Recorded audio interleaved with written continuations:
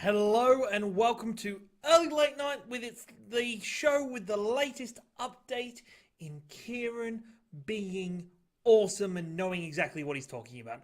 Let's see how this new update comes out. Might have a couple bugs, might have some bugs, but that's completely fine. On tonight's show, we have the new Kingdom Hearts trailer, which might not be what you were waiting for. We have the eSports wrap-up for the week. We're going to be looking at Battlefront 2's new microtransactions. That'll be fun. And also, I'll be diving in the tidbit of the week, looking at gaming worlds and the things around the worlds and the franchises that lend the names to the right games. But I won't get ahead of myself. I'm enjoying that one. Thank you for joining me live on Twitch or on all podcast services. Let's go with the show. Starting off pretty reasonably with Kingdom fucking Hearts. Kingdom Hearts. So recently there was a new Kingdom Hearts trailer that was revealed during a fan event by co-director Tai Yasu. And it's not what you probably expected. It's not what I expected, certainly. It is this new, what did you see, you might see, or if you're listening audio, check it out. But it's a new game and watch minigame system that's going to be in Kingdom Hearts 3 called Classic Kingdom. So the trailer starts with Sora, Donald, and Goofy being surrounded, looking at this little LED, handheld device. It zooms in, and then you have these old Game & Watch style, retro-style games. They said they were inspired by Disney cartoons and 1980s LCDs. And, yeah, it's interesting, but I don't know why it has its own trailer. Maybe it was something they were just maybe it was, let's do this. Let's do something a bit different. Let's show a different part of the game. But if you haven't heard or you didn't see recently, there was a screenshot came out that was leaked of a release date, and everybody believes it's the release date for Kingdom Hearts 3. So most people were hoping that Square Enix were just going to release this trailer and tell everybody the release date that was supposed to be October. This wasn't the trailer. Fans seem to be pretty disappointed so far. And I know I was disappointed when I watched this because it's literally like a 50-second trailer of these crappy mini games. And I really hope there's not a trophy tied to them. Desperately. Even though Kingdom Hearts is full of trash trophies, I really hope there's no trophy. I want to see more of this game. I want to see more worlds. I just want to see more that just show that it's finished and ready for us. The interesting things I pick out from is, Sora's hair looks very red and tinged in this one. Compared to other ones, it looks like they're in Twilight Town again, which I'm okay with. It's either Twilight Town or Traverse Town. I can't remember the two. There's too many towns beginning with T. Really, there is. But we'll see how big this plays into the game. If there's another thing. Apparently, it's going to be in Kingdom Hearts 3 and another one of the Kingdom Hearts Cross games. But I'm really confused by what the fuck the Kingdom Hearts Cross game is. But, hey, we'll have to wait and see for when there's going to be a release date. If Kingdom Hearts shows its freaking silly little head somewhere. But we will find out. We will see. I'm excited for Kingdom Hearts. I love Kingdom Hearts. If you want to go back through our Twitch crap, there is freaking me raging over Ursula in the freaking Little Mermaid's world for 2 hours at some point in my life. And fuck that. But other than that, I love Kingdom Hearts. I'm excited for Kingdom Hearts 3. But please, Square Enix, give us some real fucking news. Yeah, moving straight on to our second topic is the esports wrap up for the show, and esports had a bit of a quieter week in everything but the traditional esports league for esports league, Overwatch League, which once again continued with week 2 of stage 3, and it continued to be a fantastic event. I'm really enjoying this stage for what it is, the changes that were made in the meta. I still get to reminisce over, if you haven't heard, in the new current patch of the game, D.Va's been nerfed, there's been some more changes happening, and it's nice to see Overwatch where D.Va hasn't been nerfed and she's still mincing people. That's, in my opinion, really fun because I play D.Va a fair bit, but it was a great week. It was full of fantastic games. The highlight game, which I've got the highlight showing now, is the New York Excelsior versus the Boston Uprising. Boston Uprising, if you weren't here for last week's show, were in the middle of some controversy after their star DPS player, Dreamcasper, was found with inappropriate chats with the underage girl. But I don't want to go into that again because that whole shit show can just be forgotten about for me, and we never talk about Dreamcast forever again. But I'm so happy for Boston Uprising that they're being able to prove that it wasn't him. He wasn't the soul and heart of the team. The team's still going. The DPS play mistakes is going fantastically. His showing on the first map of this match for Biscaya was awesome, and he did so well on Widow and so well as the McCree. So I'm excited to see where the Boston Uprising go. They're climbing. Looks like Houston Outlaws is back on the men, which looks fantastic. Los Angeles Gladiators, they found themselves with 2 wins this week against Seoul Dynasty, and I cannot remember the other team. I think it might be Dragons, but I'm not 100%. Even though Seoul Dynasty's not looking to be the Seoul that everybody thought they're going to be, Seoul Dynasty seems to go through these moments of fantasticness and then shitness, and then fantasticness and then shitness. So I'm interested to see where that goes. Shanghai Dragons still without a win, and also LA Valiant, they dropped a game, I believe, this week, but their game against Dallas, which was such a close contest, considering all the history that's currently around these two teams, with them swapping players recently, Custer and the Valiant won the day on that match, and they look fantastic. They look really good. They can continue to step up their game and continue to rise in the Overwatch League, and hopefully they put up a good fight into the end of Stage 2.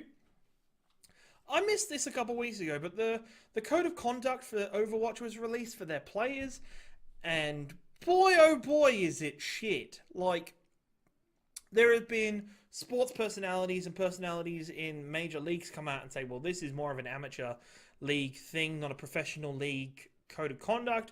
Just to read off a couple of the mentions, if Blizzard decide to do reality programming, they'd own all the players' image rights for said program. They have the rights to put video cameras in any room in the team houses except for the bathrooms. Players are allowed to stream other games, but they're not allowed to endorse them on their streams. Players are not allowed to accept sponsorship from like pornographic sites, tobacco companies, gambling, yada yada yada, and they're not allowed to stream with more than one of their other teammates. It's so controlling, and I feel so bad because I feel so bad for the players in this because the players are not protected in this document whatsoever. This code of conduct is very Blizzard biased, and because the Overwatch League is such a new thing, there's no such thing as a players' union. There's no way for players to fight for their rights a little bit more with this code of conduct. They've just kind of had to accept it. Check out, there's an article on the Score eSports that one of the NHL's council weighs in on the code of conduct. It's really not good. It's really frustrating to see this. I wish players got more support. We've seen with Overwatch League, there has been more crackdown on player actions and streams and their general demeanors and stuff, which, it's a fledgling and young sport or organization in many ways, but there still needs to be more rights for the players. And I really hope in the coming seasons of Overwatch League, they manage to, heal that up a bit, measure it out, and balance it a bit more so the players do get some kind of rights in the code of conduct, because at the minute it's pretty fucking ridiculous. On to other esports news. Skadoodle will be returning to Cloud9 CSGO team. He was originally a part of the team, but then went on break after a couple of other players left, and now he's returning from that break. Optic Gaming took out the Starlighter Season 5 in Dota 2. Optic Gaming is made up of several players from the old Evil Geniuses team and collective that have really come together and made some fantastic players, and they're really climbing the ranks in Dota 2. Back to Overwatch League, the Dallas Fuel fired their coach Kai and one of the DPS players Rascal. This led to XQC, a former member of Dallas Fuel, coming out on his Twitch stream and going to town a little bit, giving a lot more information about problems in the team and how the team was handled and everything that was going on there with different players, such as Effect, and how his reactions were when stuff was going poorly in game, and the lack of communication. If you want to go check it out, there's a fantastic Reddit thread going on at the moment that explains everything and collects it all, so go check that out. Also, NBA just had their first esports player draft. And I haven't had a chance to look too much into this because I only saw it like a couple minutes before stream. But so it looks like similar to an NBA draft in the NBA. Duh. It looks like they're drafting players now, and that's interesting. It's been funny to see these organizations continue to take on esports and grow esports, but then kind of apply their own stuff to esports. I'm waiting for there to be like AFL trade periods or some crap in games. That could be interesting, I guess. If there's any other esports news you want me to check out during the week, or if you want me to bring up in more shows, please tweet at me at your boy Ringo, or tell me during the show, and I can fill you in and really dive into it.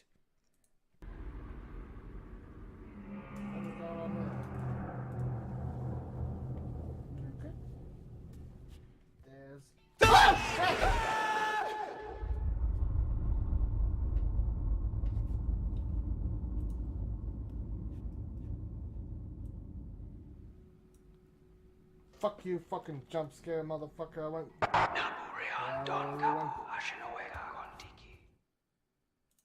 Shout out to Zyger and Chatty, just reminding me Valiant how undefeated. 3 Game 5s in a row though, come on.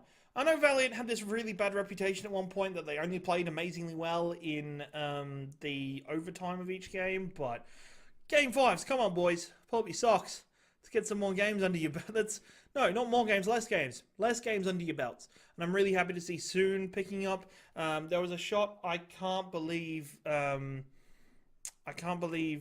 there was a shot I watched of Soon where he did like a 180 scoped kill on a tracer that was fucking stupid. That team's really picking up, so I'm excited for Valiant. I'm a Gladiators fan, so my boy Fisher and Surefor, but it's nice to see the green and gold flying high. Moving right along to our third topic of the show, which was this one. Which was this one. I'm so sorry. That was the worst intro. Never happened. Moving on to our third topic of the show, we'll be talking about Star Wars Battlefront 2, the game that just won't stop making shitty news. But this one's not too bad. Everybody knows about the microtransaction drama, how many of the gaming community lashed out at EA and made EA change a lot of things. They removed loot boxes and their microtransactions from the game completely. Now, in the coming couple of weeks on April 18th, the microtransactions are going to be reinstated, but in a different way. So there's only going to be crystals that you can buy with real money, and the crystals can only be used to purchase cosmetic skins. Thank fuck for that. This is coming with the Endor update that is happening. There are skins such as Endor Han and Endor Leia, as well as 50 other cosmetics you can buy for characters in the game to use. This also coincides with another thing in the game. There is a new game mode coming out that actually looks fun. I'm really confused. It looks extremely fun. Like, I mean a lot of fun. When I say a lot of fun, I kind of mean it, and it's kind of weird. But it... Why am I... Go on, I'm building up the... You're not going to think it's fun. I think it's fun. I'm building up the anticipation. It's what I'm trying to do for you people, because I'm such a great person, aren't I? No, it's called Ewok Hunt, which on the base level sounds kind of, oh no, they're going to be hunting the Ewoks. Oh no, not the poor little Ewoks. Oh no, but apparently it's a 5v5 mode where there will be a group of Ewoks versus a group of Stormtroopers. The objective of the Ewoks is to kill the Stormtroopers. The objective of the Stormtroopers is to survive for 5 minutes while they wait for evacuation from Endor. And the best thing, the coolest thing about this mode is like Infection. So if one of the... it might not be 5v5 now I'm thinking about the rules. One of the Stormtroopers dies, they become an Ewok. So there becomes more and more Ewoks the more people that die. That's freaking awesome. I was a huge fan of Halo 3 Infection and other Infection game modes because I think they're quite a bit of fun. It's nice to try and survive, but then the moment you die, you're not completely out. You get to play and try and screw over the friends you were trying to protect previously. So it's good to see that. It's interesting to see, and part of me was like, all right, I might be playing Battlefront 2 in a couple of weeks because, well, by a couple of weeks, I mean tomorrow. It's tomorrow, people! It's tomorrow! So it's, thank God EA has finally come out and fixed this microtransaction bullshit, but at the same time, is it too late? I think it's too late. It has to be too late. They have fucked up so much, and I think they've learnt lessons the hard way, and I hope that's a positive thing in the future that they've learnt these lessons now.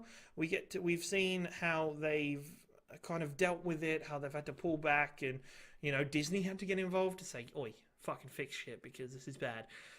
They've had to pull stuff back. I didn't 100% mind the campaign of Battlefront 2. I know Dylan, part of our network, fucking hates it. Just absolutely pans it every time he talks about the campaign. I didn't mind the campaign. The DLC was interesting as well. But it's a bit too late. I like the efforts they're making for the fan base. Of course, it's still got a fan base. But I really, really hope that EA don't do this again. They don't do too many microtransactions and that we continue a positive upswing from this deep, dark, microtransaction-y pit that we have landed ourselves into. Moving right along to our tidbit of the show. So if you haven't heard lately, recently it's been found that 2K have been working on another Bioshock game. And I am a big Bioshock fan. I love Bioshock. I love Bioshock 1 and 2 are my favorites. I'm not a massive fan of Infinite because I just felt it changed a lot of the game for me that I loved. And also, who the fuck knows what happened at the end? Because I kind of do. I think I've had to rewatch the ending 3-4 times to fully understand it. And read, like, essay level, like, articles about what the fuck happened. But, and also I just found out there's 2 episodes after Infinite that I need to go back and play that I didn't have a clue existed. So, but, it's been interesting to see. And I had yesterday on Platinum Explosion, which came out today, when we recorded it, Dylan was talking about Bioshock, so I'm not going to go too in deep about the news story. He more asked, what do we want to see from a Bioshock game? If we want to see something along the same lines, or how do we want to see this? And for me, I really want to see the game continue to grow in a new direction. I'd want to continue to evolve the Bioshock world, because I love what they've done with Columbia. I'm getting confused with something else. Columbus, I think it was. Columbus and Rapture was so cool, and how those 2 worlds intertwined, how they were related. But there's this world in the middle that I would love to explore. Would love to explore it. Please let me explore that world, because there is so much interest about the development of this world that I find fascinating, you know? This world that's still got that 50s, 60s kind of esque design to the world, and yet they have all these powerful guns, they have plasmids, there's these big daddies that are roaming around that have been, like, you know, strapped together. I'm just don't want it to be a Ryan-related story, or a story related to Rapture too much, or a story related to Columbus. Columbus too much. Because I want to continue to explore that world. And it got me thinking, what is wrong or what is right with a game that uses the same moniker, Bioshock, but is nothing to do with the previous installments except for the world it's set in. And I would love that to continue to be a thing, because I like the Bioshock world. I like what they set up. There's more in that world to discover. And I think we should be able to, if a designer or a developer have built their world strong enough, they should be able to set stories anywhere in that world that coincide or that tell its own tale of different people. There's got to be more people in this world that didn't fuck off to Rapture or Columbus, that didn't go there. I'd like to explore that. And we also saw this again with Mass Effect Andromeda, which it was Mass Effect, it had its ties, even though you were far away, it was still connected to the other games because of story links and character links and races and all that, but it was Mass Effect. And it fell slightly on its face. But that wasn't because of the setting, that wasn't because of the change it made, it was because of all the technical bullshit, and the more mechanical setting of that game was poor, and the story wasn't as great as the other Mass Effect games, which lends people to probably say, no, let's stick to the same stuff, let's stick to the same storyline.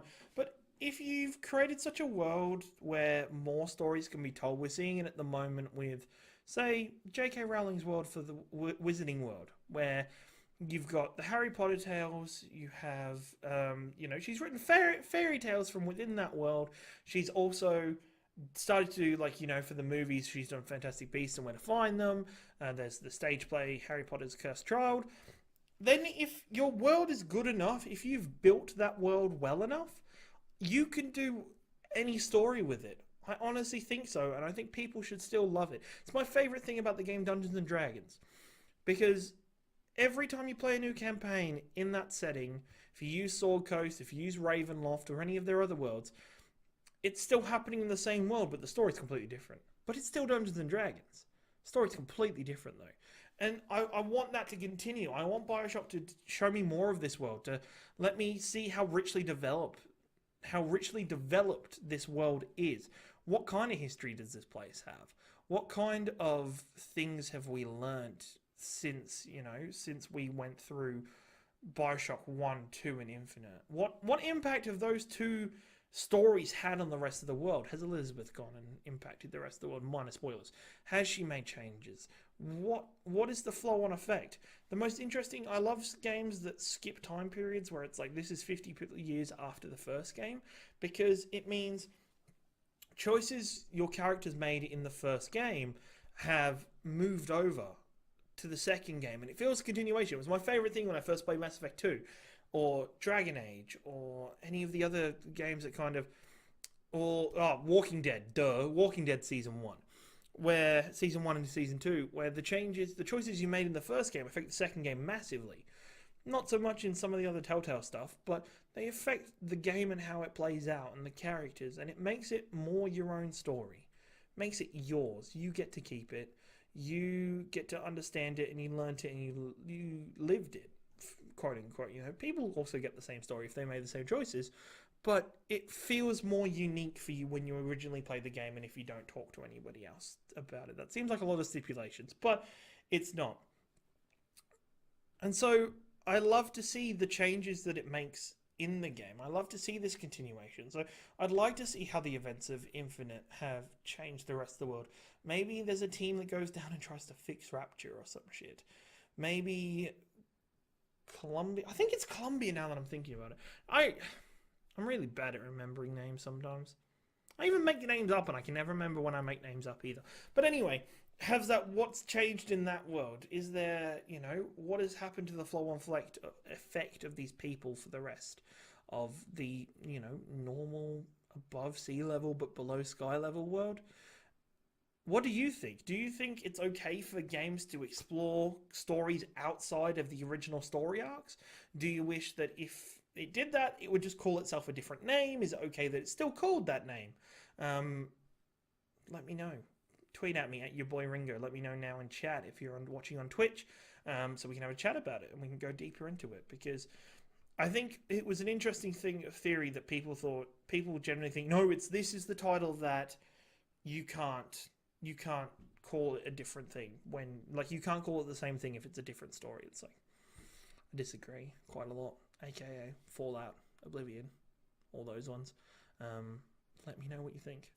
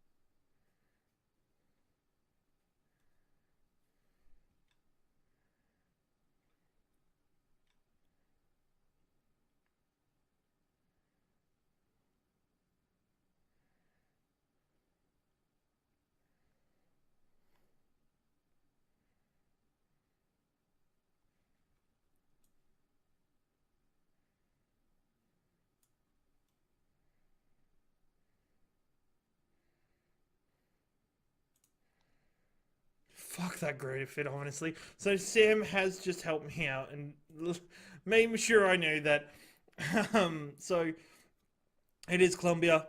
I'm sorry, I've said Columbus, like, and tricked myself into thinking it was Columbus. It's Columbia. Thank you for letting me know, Sam. With that, Sam furthered my idea about, while in chat, furthered that idea about people going into fix Rapture to see, what has Elizabeth done, take it back to that story, like, take it back to that horror genre. Because I said it in Platinum, and I'll say it again here. I was fucking shit scared of the first Bioshock. And we may have scared Ashley out of playing it, even though, actually, tweet at Ashley Hobley.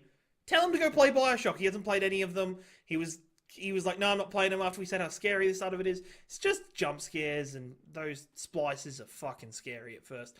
And I really hope that continues, I liked the effect in Infinite that, that kind of black and white world flash thing. I really liked that idea.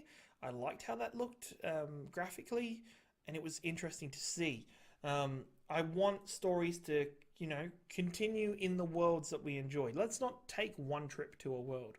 Let's take a couple trips to the world. Let's take a couple different, they could be different times, different places, but let's have a look. Maybe it'd be interesting to see a world pre-Rapture. Maybe there was a story about how all the splices got fucked up, or like got their way, or I'd like to see something like that. I think you would as well. I know you would, listening to Early Late Nights with me, Ciaran Marchin. It's been pretty great. Thank you so much for joining me on this Tuesday, the 17th edition of Early Late Nights. Please, if you haven't already, follow the Twitch channel, twitch.tv/Explosion Network. Stick in chat. We're here every Tuesday and Friday from 6:30 p.m. Chat with me live while I do the show. Yell at me for things I say wrong, like Columbus and Columbia. Let me know your ideas about the topics we bring up each and every episode. Please, if you can't make it to a show, there's also available 24 hours later at 7 o'clock on Wednesday, 7 o'clock on Saturday on our YouTube channel. I believe we've got a custom URL now. I think it's youtube.com/Explosion Network. I hope, if not, bit.ly/Explosion Network to go to our YouTube channel, or on all good podcasting services. Check it out, download it, keep up with the latest gaming news from the Explosion Network right here. If you are listening within the original week of this being recorded, and you live in Australia and New Zealand, I'm sorry to everybody everywhere else. Shoot over to our Twitter at ExplosionPod, and you will find a God of War competition is pinned. Sign up to that. This Friday we'll be announcing the winner of the God of War competition. You will get a free copy of God of War from us here at the Explosion Network. So yeah, anybody from Australia and New Zealand can sign up to that, and we will send it to you ASAP and get it to you as soon as we can through Amazon, I believe. So it should be pretty quick. So you sign up to that. There is probably, minus a couple of days, there's probably 41 different ways you can enter currently. If you complete all the entries, as well as entering yourself in once a day every day for the next couple days up until Friday, please sign up for that. Thank you. Tune in for all of our content here on twitch.tv/Explosion Network. And every time we finish the show, we finish with the one thing, 60 seconds of media madness, where I go through all the crap that I've missed for the week and try and get it out. And sometimes the music's too loud. Music is pretty good now, and we will wrap up the show, and I'll be in the chat to chat with you before I start playing Witcher 3. Thank you very much for tuning in. Let's go! Okay, Cliff Blasinski is asking Epic Games to stop taking his staff. Is quite interesting. His team has just come out with Radical Heights. They were the team behind Lawbreakers. That game died. Radical Heights just come out. I'm actually kind of interested. This is the only time I'm mentioning Battle Royale games for this entire episode, people. We're on a hiatus from those crappy games. Gwent is getting a revamp. They're changing a lot of things that people hate. If you haven't looked at the Gwent game, apparently it's really awesome. I did some beta testing, but I didn't play the full game, and I spend way too much time in it in The Witcher 3. Banner Saga is getting a release date. It's going to be released on Xbox, PC, PlayStation, and Switch on July 24th. BAFTAs, apparently What Remains of Edith Finch got a BAFTA for the best game. So it beat out all the other games that were in contention, like Breath of the Wild and Mario Odyssey and Horizon. And also, if you have a Twitch All Access membership to Overwatch League, the new skins will be out in May. Thank you very much. Have a good night. See you later.